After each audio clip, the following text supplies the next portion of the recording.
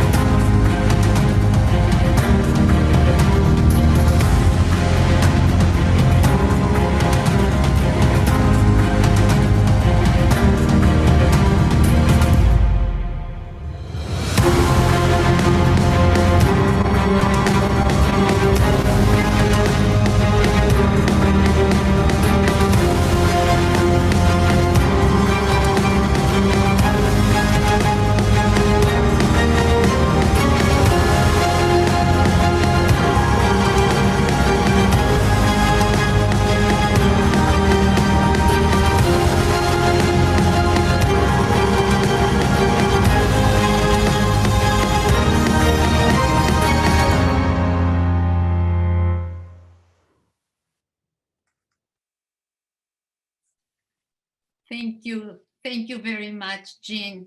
And now it is my honor and my privilege to introduce to you Ms. Sabrina Rivera.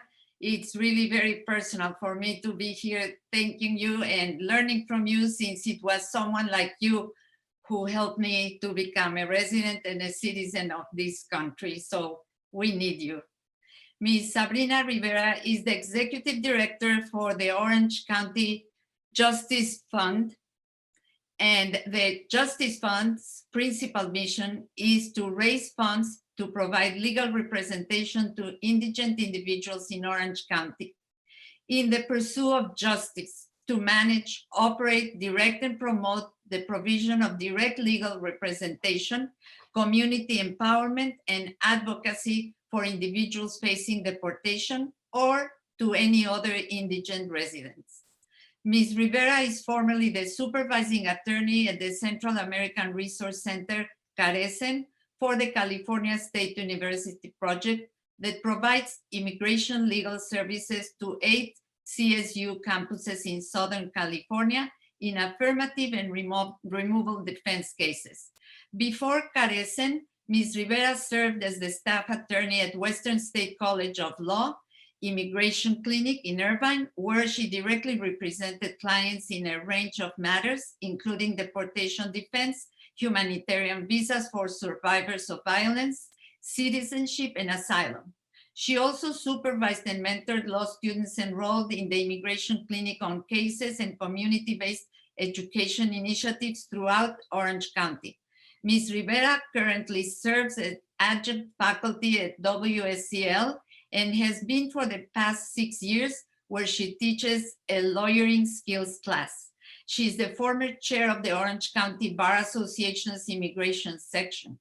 She received her JD from Loyola Law School, Los Angeles, and her BA in Chicano Studies and Political Science from California State University at Dominguez Hills. Please help me welcome Ms. Rivera, and I can already tell you we love you. Thank you for being here. Thank you, Rebecca. Thank you, everyone. Thank you, everyone, for having me today at your meeting. I'm really excited to be here and talking about immigration with you. So I have a few pieces of information and background information to kind of go over, so we're all on the same page as far as what immigration is, what immigration laws are, what policies are out there, and how we ended up where we are today.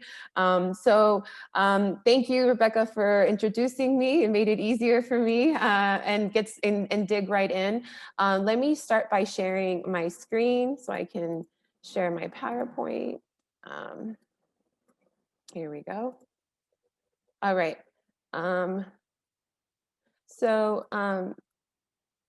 Today, I want to talk a little bit about immigration policy and where we are, right? But before we dig in, I want to talk about Orange County Justice Fund, who we are, and how we began doing what we do. So we were founded in 2017 by grassroots leaders and OC attorneys, law professors, and other community members. And the primary goals when OCJF was founded was to advocate for a public defender system for all persons facing immediate deportation from the US. And so for those of you that aren't familiar, some of our work includes the Santa Ana's Legal Defense Fund. I included the link in case you want to learn more about what this public defender system looks like in the city of Santa Ana. But it is something a project that OCJF worked on even prior to 2017, but it really was kind of the stimulus to the work that OCJF does today. We are currently still advocating to expand to other parts of Orange County, and hopefully one day, be able to advocate for a county-wide legal defense fund for all persons facing immediate deportation who are from Orange County. But those are future goals. One of the other goals was for us to provide financial assistance to individuals and families who reside in Orange County or who have ties to Orange County and who cannot afford to post bond set by immigration officials and judges. And so since 2017, OCJF has provided financial assistance to 53 bond recipients, which is pretty awesome. And today, fast forward to today, we have a board. Some of your members, I think one of your members, Tim Burns, who's here today, is part of our board. We have 2 staff members, myself, who, I think this is my second month on the job. And we also have a deportation defense program coordinator who helps coordinate with our bonds. And we have lots of volunteers. A lot of our work gets channeled into committees within OCJF, and we're always looking for volunteers to get involved. We have the bond fund, we have the advocacy and outreach, we have fundraising, of course, right, that needs to get done to be able to post, to provide financial assistance to families, and universal representation, right, providing that public defender system through cities throughout Orange County. And then we also have a youth council that's available for high school students who want to get involved and learn more about these issues. Okay, so now that you know a little bit about OCJF and me, let's talk a little bit about immigration and immigration law and policy, right? Now, we could talk about for days and days and days at a time about immigration law and policy, and we will still not have enough time. But what I did do today is provide a quick little over timeline of how we ended up with today's immigration laws and policy. So just to be clear, right, I mean, some of these dates are arguable, and please message me later if you have strong evidence to say otherwise, but pre 1619, right, there were no immigration laws set by indigenous people who lived here in the United States.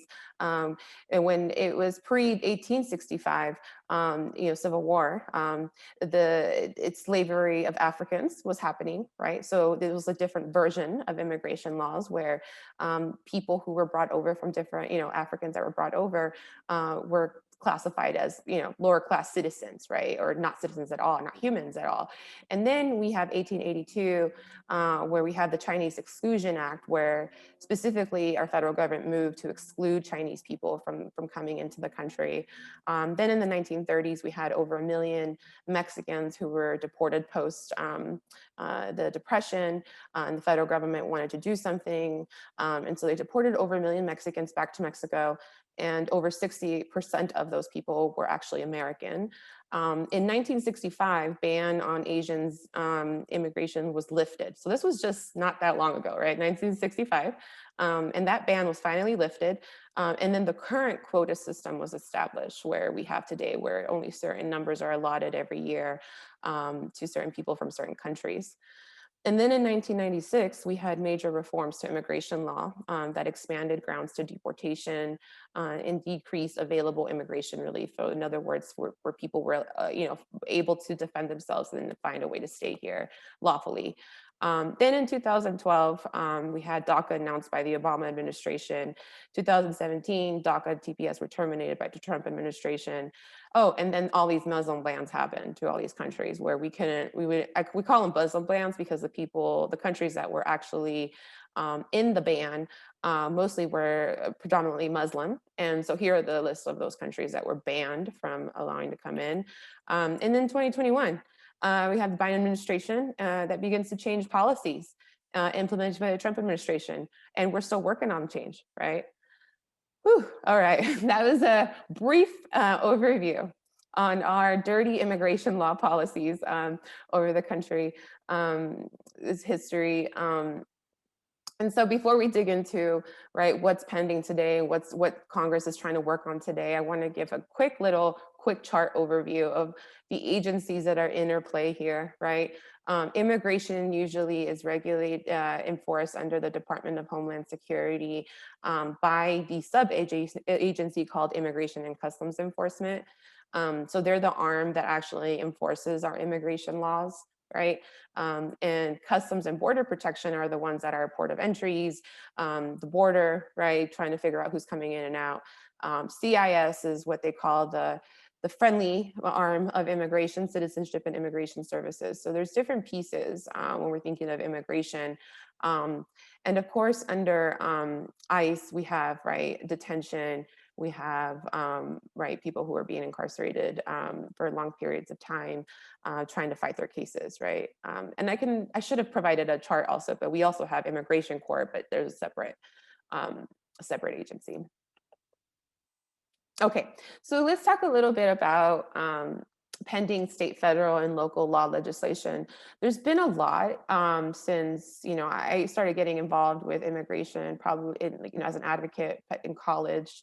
And since then, there's been so many versions of the DREAM Act. I mean, that's where we got the Dreamer title for our DACA recipients, right, is for the DREAM Act that was created back in, I think it was 2002 or 2003. And so there's been a lot of different immigration related legislation that has been introduced, right, in the last many years, as you've seen in our timeline. A lot of it doesn't get passed, right? And we can have a whole nother conversation about why legislation and policy related to immigration doesn't get passed. But here we are now under the Biden administration, where we have, right, different stars are aligning, right? We have Congress, we have the president, we have local governments, right, that are starting to change in color. And so now the possibility of actually passing legislation that is helpful and not harmful to immigrant communities seems more of a possibility than ever, right?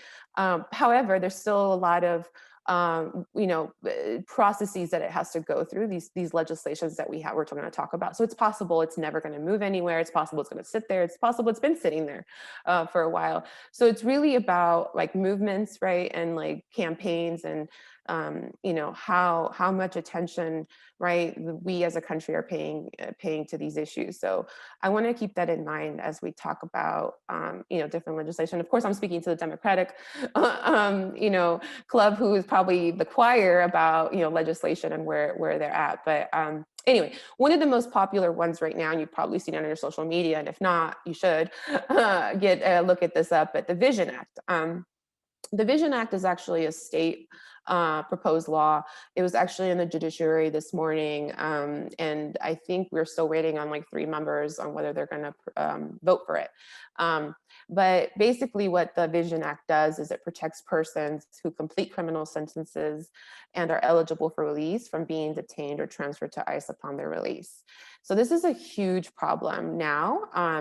I don't know how many of you have heard about the 33 Vietnamese nationals that were deported to their home country because of their criminal histories. And so, so this happened under the Biden administration, right? And most of those people arguably would have been protected under the Vision Act, because what happens is that a lot, I've worked with people who were directly impacted, incarcerated for criminal sentences for over 20 years, and then they're released, and then ICE comes to pick them up right at the doorstep of prison, right, of where they're stepping out, even though they have a right to be free. So now they're being detained by for civil reasons, right? And then ICE moved to deport all of these people to Vietnam before the Vision Act could pass. And so, I've worked with people who luckily we were able to get counsel for and were able to escape, right, prison or detention, right, immigration detention, and get released only because we put pressure on ICE headquarters and had to file like federal habeas cases to advocate for their release. So the pressure had to really be on in order for ICE to grant release. And so this state act would actually just prevent and protect prevent ICE from, right, and our own state from cooperating with ICE and transferring these people who have served their time and served their time and now are eligible to get released. So this is a big one. I would pay close attention to it. And if you know anyone that hasn't voted for it, that should vote for it, in state Senate, please let us know. There's a few members we're waiting on, but it looks like it should be passing. The next one is another big one that you probably have heard of, and it's the Biden one, right? The one that everyone's talking about. This is the U.S. Citizenship Act of 2021. This is a federal law, right? And this is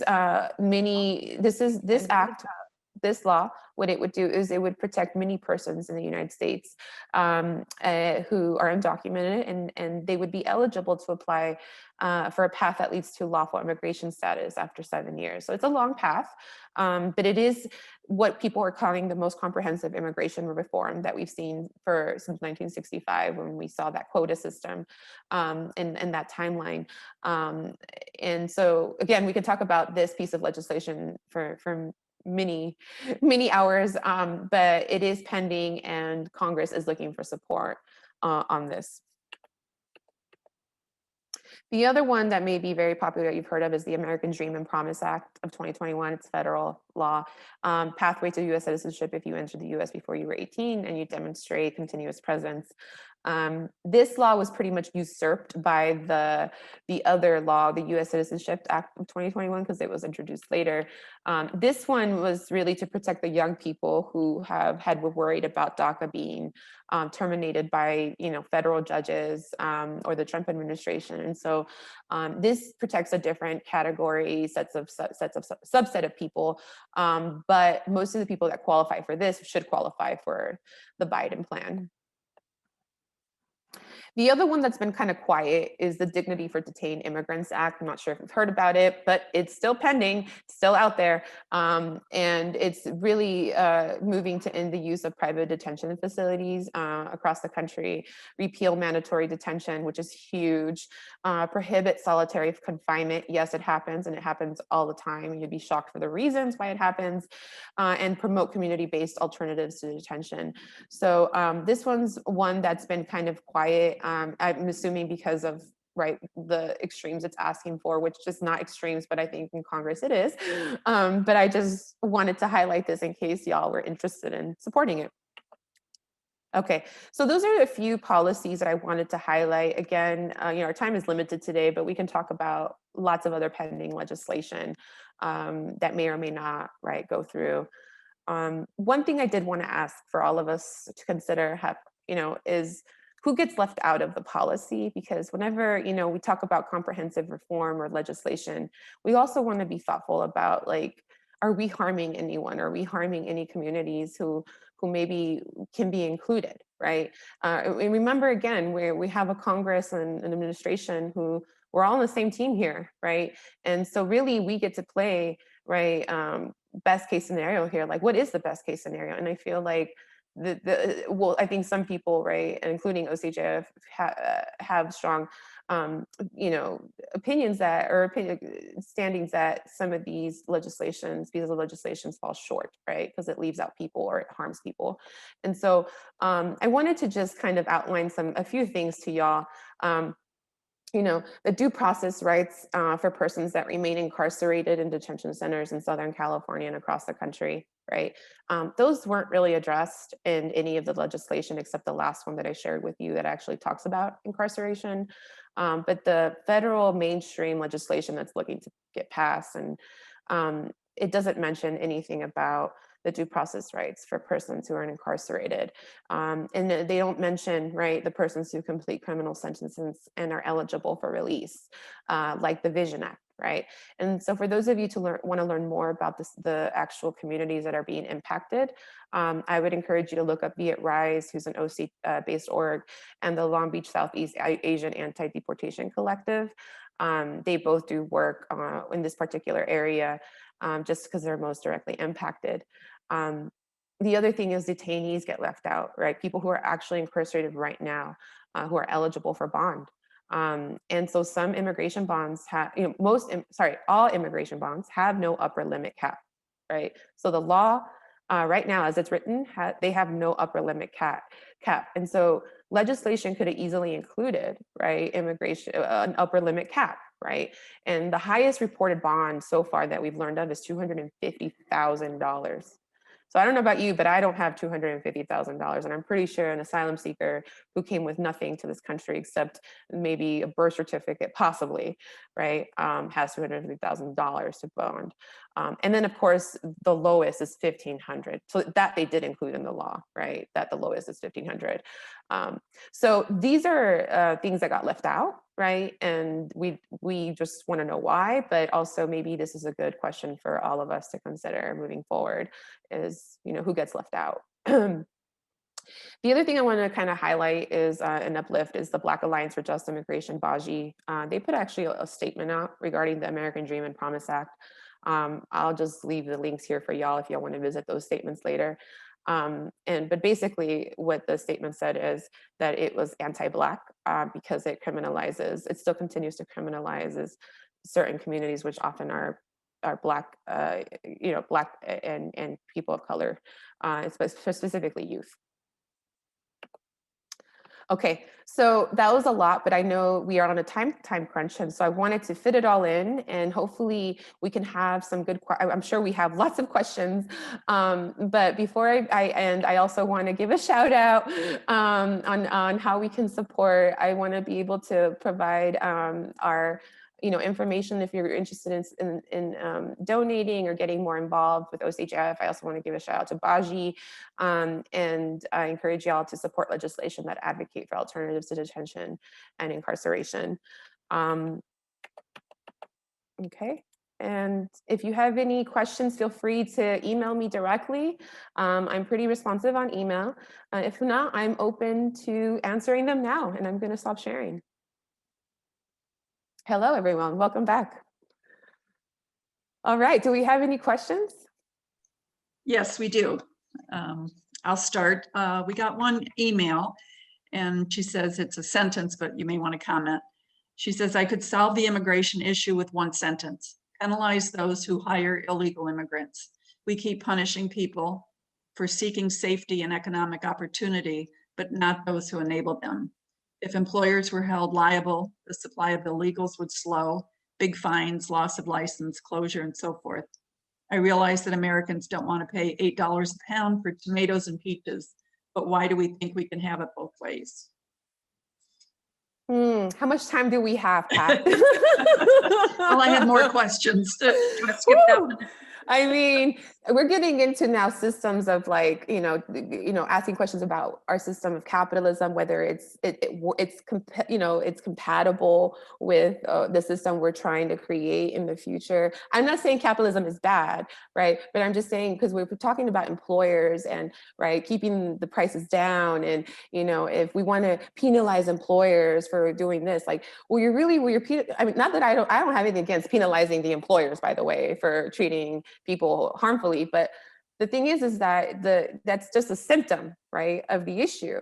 And if you get to the root of it, right, like we set up this country, right? The capitalism at least teaches us that it's okay to think about yourself. It's okay to think that your business can be competitive with others, and you actually get prizes and gold stars if you are competitive and you become powerful like Amazon, right?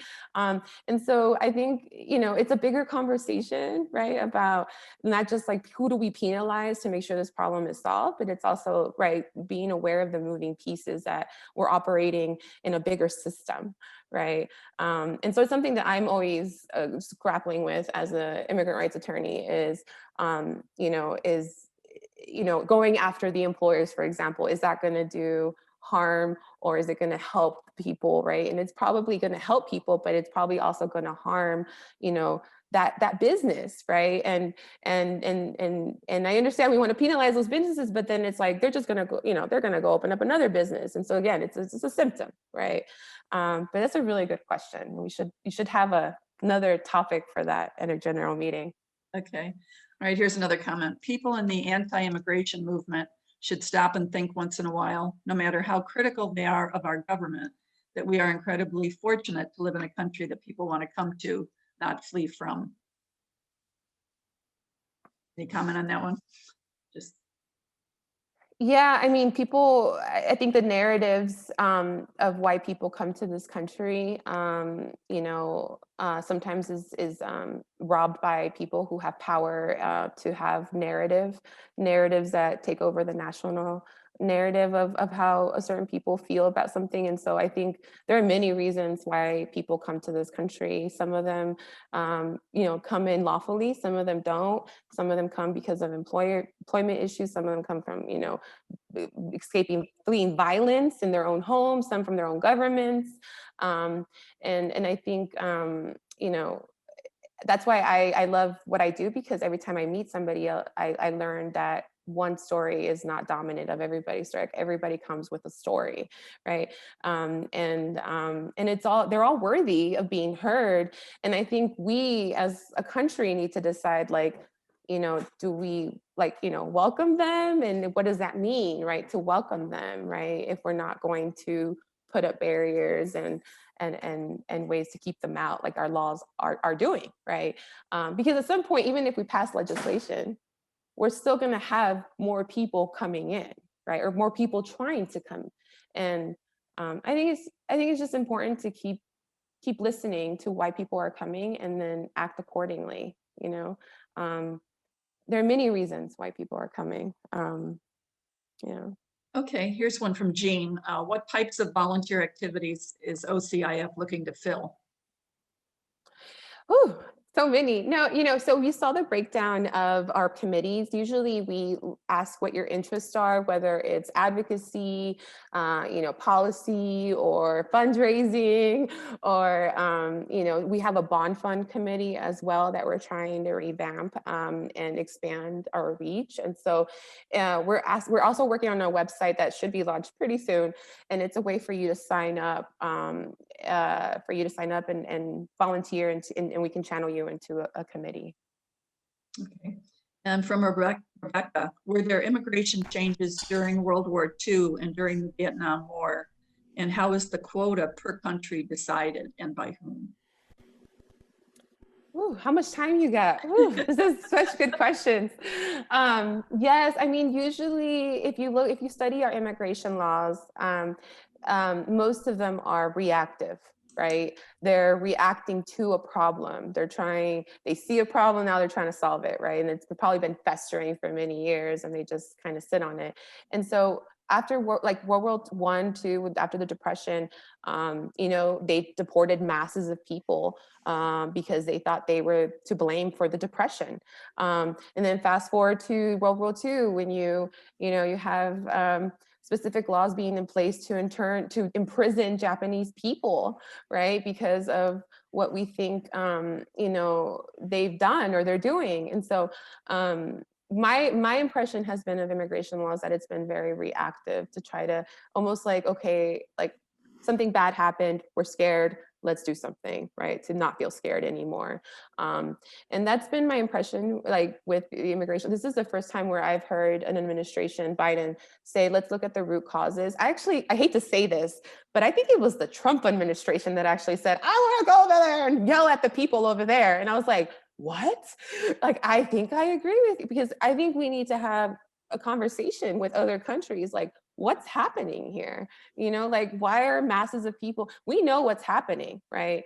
But what are we going to do about it? Are we going to put work programs in? Like, I think somebody yesterday announced that they wanted to announce work programs in Mexico before they came over here, and that making that a requirement, like you have to go work in Mexico before you come to the United States. So I think it's going to take, right, the countries of the United States, the UN, to address this issue.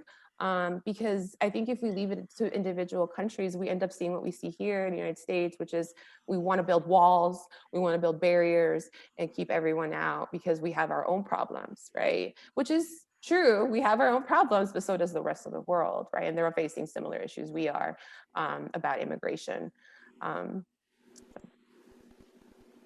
This one's from Alan. Do you think overall the quality of immigration attorneys, when people can secure an attorney, is up to the task? He worked for an immigration attorney and his knowledge was quite limited. I'm very blessed. I've worked with very experienced immigration advocates and attorneys. I've worked with law professors, I've worked with immigration attorneys, and I worked with all kinds of immigration attorneys, and they all, just like all attorneys, they come from different backgrounds, different walks of life. Not all immigration attorneys are created equally, but I think I heard this number one time from my law professor in law school, which was many years ago. They're like, there's like 100%, right, of immigration attorneys, 90, maybe 10% of them are good attorneys, and it's unfortunate, but I have a feeling that may be a similar number in other practices as well. And so I think it's important, like if you either want to connect with an immigration lawyer, work for one, or become one, it's good to be mentored by, and connect with people who have been doing this work for a while, and who are pushing towards a more just system and not just like, going in the system and making it better. So yeah, I think it's a longer conversation, but if you want to connect, feel free. I'll put my email again in the chat and we can talk more about immigration attorneys. Here's another one from Jean. Can you give us an idea of what is going on with unaccompanied minors on the southern border? And how does their situation differ from the former guy? Ooh, yeah. That's a good question. And I actually debated on whether or not to put it in my PowerPoint. But I think the assignment was policy. So I tried to stick with policy, y'all. But it is a hot topic right now. I'm from, I live in Long Beach right now, and across the street is where they're proposing, right, to house the children in the convention center. And so it's really interesting because we were talking about narratives, right, about how the media and people in power pick up narratives and they put narratives to this, right? So in the Trump administration, I feel like the narrative was that like, oh, these people are being boxed and imprisoned in these little prisons, right? And it's terrible conditions. And then now we have the flip side where we have the Biden administration reaching out to his allies across the country and saying, hey, we have this problem at the border. We don't want to have the same optics issue as the Trump administration. So can we just house them like right here at the convention center, and we can call it a welcome center, an intake center. We can call it whatever you want, but don't call it a shelter. Don't call it a prison. Don't call it this, because it's just somewhere temporary where they're going to be. It's the same problem, different symptoms, right? Children they arrived under the Trump administration, they arrived under the Obama administration, and now they're arriving again right now under the Biden administration when there's like an influx of unaccompanied minors, which means they're arriving without their parents, arriving alone. And so if they arrive alone and they get detained by CBP, Customs and Border Patrol, right, they have to put them somewhere. The law says they have to put them somewhere. And instead of putting them in CBP facilities where they're dark, dirty, and cold and just bad, it's what you've seen on the media where they're housed outside and there's like a fence underneath the highway, that was CBP facilities. Now we get to send them to convention centers in Long Beach. And I'm not trying to be like, whatever, right? But I think it's because we're trying to, right, again, react to a problem that has been existing for many years now, right? And so for people in the country to be shocked and surprised that this is happening, I'm not, right? Because it's like, we've been dealing with this problem, it's just that we haven't been dealing with it. So now we're dealing with in Band-Aids, right? Like, oh, let's try out Long Beach, let's try out Pomona, let's try this place over here, right? Let's try Texas, right? Wherever we can set up shop, right? Wherever people can be quiet and not be angry at us. And so I think that the Biden administration is doing what they can with a bad situation, which is, you have a bunch of unaccompanied minor kids, and what do you do with them? How do you process them, right? If you can't find their sponsors, if you can't find their family, where do we put them? We put them in federal foster care, right? And that's usually where they end up, is in federal foster care. And they don't have family, but usually they're able to fix their immigration status that way. But then when they turned 18, then now they are like foster kids like everybody else in this country, right?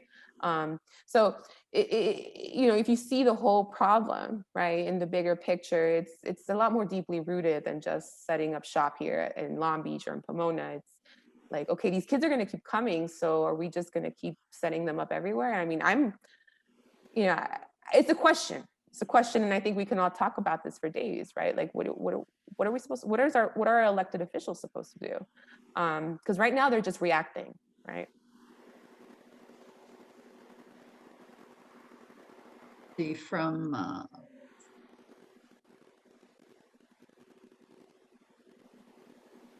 Is it lack of personnel to deal with the increase that causes the backlog? So at the border, I think what's ending up happening is that as soon as they detain the children, they try to place them with their sponsors or whoever, right, their family. Many of these people are not finding their sponsors and not finding their family. And so they don't know what to do with the kids. And so when they house them at local places like Long Beach, they sometimes look to the community, like the Long Beach community or the Orange County community, to be like, hey, what services can you offer them, right? So I just got an email from my mayor saying like, hey, what can you offer? And I was like, I guess legal services, sure.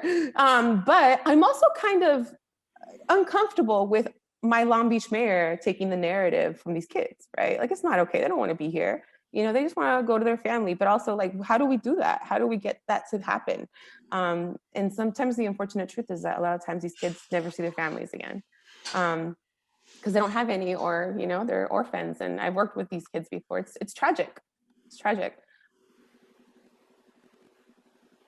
Does OCIF talk to the public about the reality that many of the jobs held by undocumented that want to become immigrants are jobs the US citizens don't want, similar to what said earlier, but So, I mean, we don't talk about it internally within OCJF, but we do hear it as a, as an argument from the other side that, reasons why they don't want people here. We've heard it all at OCJF. I think you've heard it all as well from the other side.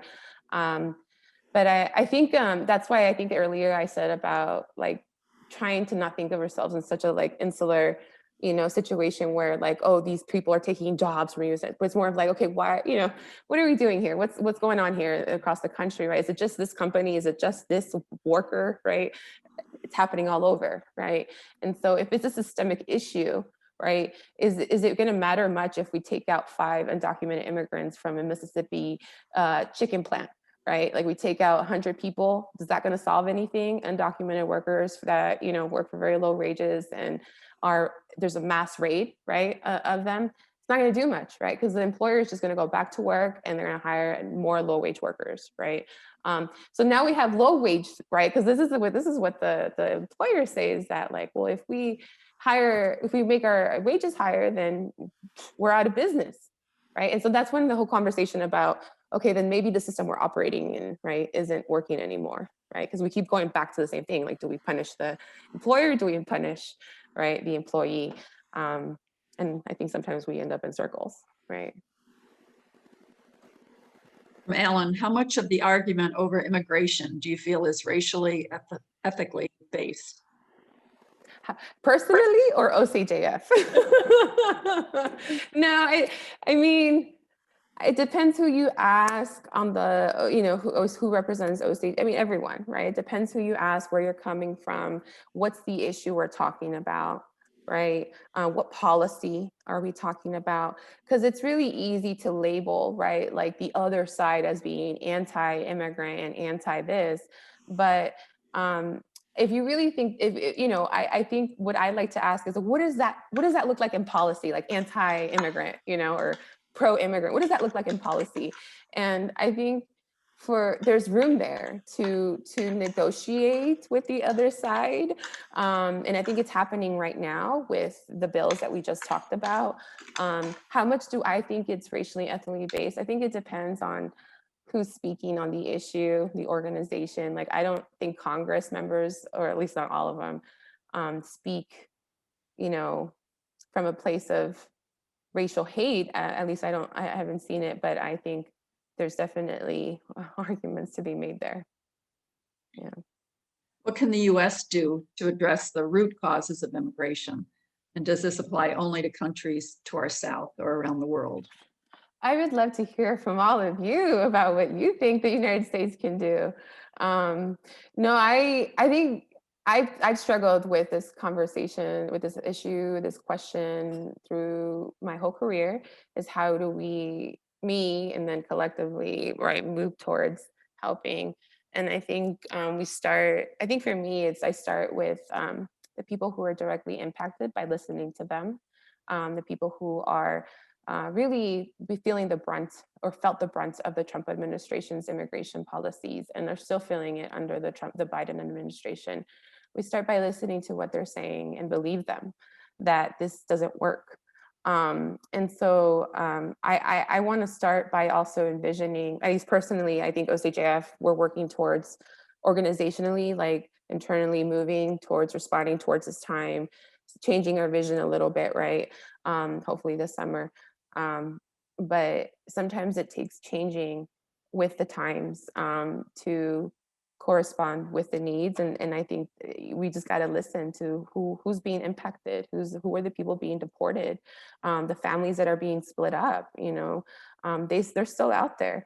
And so I think for us to be able to diagnose problems, we need to listen to those people that are coming to our borders and saying there's something really bad happening over there, and there's something a little more corrupt happening at a higher level that they just can't break through, right?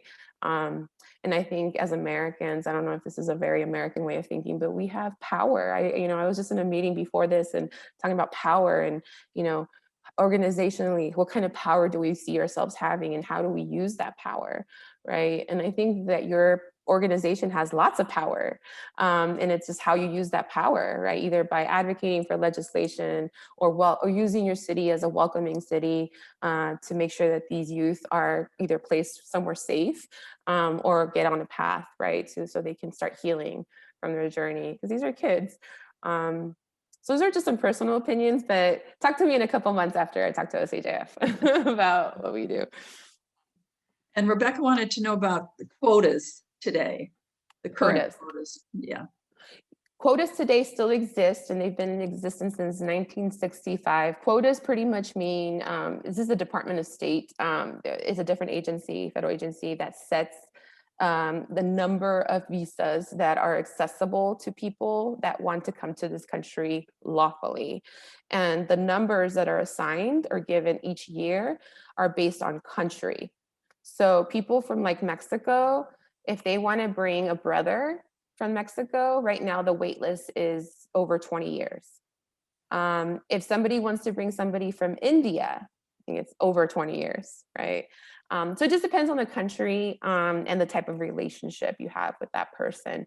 And so right now they're trying to move the quotas up to allow more people to be able to benefit from it, because the wait list is really long. And so people either get anxious and they don't want to wait, and then they violate immigration law, or they just say, forget it, right? Like there's no point to it. I'm never going to be able to get there. And so I think also with the quotas, for asylum seekers, Trump did lower the number, right? The number of people we can allow to come in as asylum seekers, refugees. And then Biden, I think, said, yeah, we're going to keep the same. And he got some flash for it. So I think he's now going to move it back up. But to be honest with you, I think, it was just such a little issue, right? Like, but I guess in the grand scheme, it doesn't matter. But when you're talking about numbers, right, you're still saying like, oh, you're putting a cap to it, right? So it's like, when is it ever okay? And again, it's more the symptom, the quotas, right, than not necessarily the issue at hand, which is people have family here and they want to visit. They want to be with their family, not necessarily live here. They just want to come visit. Okay, I think we have time for just one more question. Okay. People paid to adopt Chinese girls who were abandoned. But when the Latino kids want to come here, similar, do people object to accepting them? Can our conscience not say what we should really be thinking about? Ooh. Y'all ask some deep questions. Woo. I mean, yeah, I agree. I mean, I have these conversations privately with my partner all the time, of like how we, this country, I think a lot of our immigration legislation has been, Trump administration was pushing towards more of a merit system, right? Like, oh, well, if you're smart, if you're an athlete, this and that, right? If you're extraordinary, come on in, right? But if you're everything but extraordinary, get to the back of the line. Right. And I get it, that America first, right? America best, right? We want to be best, right? But it's again, this thinking of like, I want to be best. I want to be better than the other person. And so sometimes as people that qualify for those types of relief are a mixture. They can be from all over the world, not necessarily white European countries, right? Or East Asia, Chinese youth. So I think it's more about thinking like, why do people think like this? Like, why are we okay with some things and not okay? And I think that asking these questions are a good start. And then the next step is like, okay, how does this translate into policy, right? Like, how do we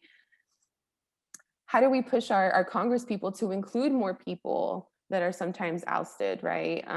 Like I mentioned in people who are detained, they're not included in any of this legislation. None of the bonds are still being set high. None of them they were all left out. Why? Because we're okay with it. Nobody said anything, right? And then now we have here the same thing where these kids from all over the world are being adopted. But when it comes to these kids coming to the border saying, I have nobody, let me in, back to the line kid, right? I mean, it just blows my mind. And they're children. Is it racial? as the question.